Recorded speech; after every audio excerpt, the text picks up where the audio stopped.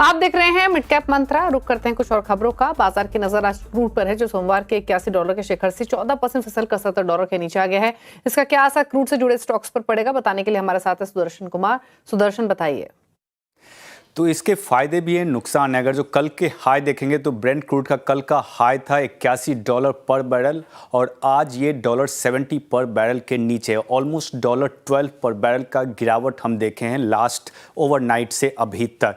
तो इसके फायदे किसको होंगे? फायदे जो इसका यूज़ करते हैं, और नुकसान किसको होगा? जो इसका क्रूड का प्रोडक्शन करते हैं। तो पहला फर्स्ट नुकसान किसको होगा? हमारे जो अपस्ट्रीम ऑयल कंपनीज हैं, उसमें है ONGC और ऑयल इंडिया। तो $1 पर बैरल की गिरावट से इनका जो नुकसान होता है एनुअल रेवेन्यू पर, वो है ₹300 to 400 करोड़। अगर जो फायदे की बात करें तो सबसे पहले डाउनस्ट्रीम ऑयल कंपनीज, जिनको हम ऑयल मार्केटिंग कंपनीज ही बोल सकते हैं, और वो है IOC, BPCL और HPCL। तो यहाँ पे $1 का जब गिरावट होता है क्रूड में, तो इसका पॉजिटिव इंपैक्ट इन कंपनीज पे होता है ₹200 to 300 करोड़ इनके एनुअल एबिटा पे।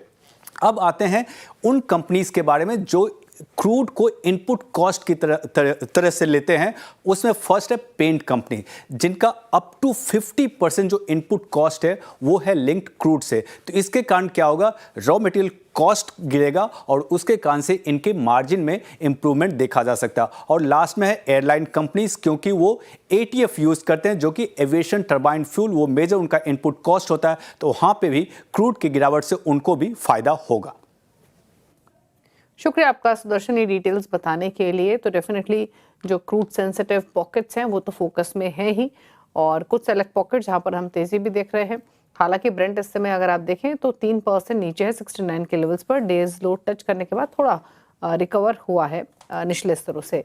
लेकिन आगे बढ़ेंगे और आपको बता दें, टेलीकॉम मंत्री ज्योतिरादित्य सिंधिया ने साफ किया है कि सरकार चाहती है कि टेलीकॉम सेक्टर में अच्छा खासा कंपटीशन हो। उन्होंने ये भी कहा कि 1 या 2 कंपनियां काफी नहीं है।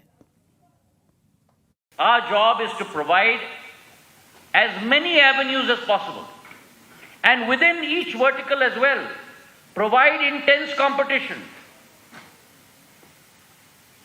It's not good enough having a duopoly or one carrier or 2 carriers. You must have competition in every sector. India today is probably the only country in the world with 4 telcos.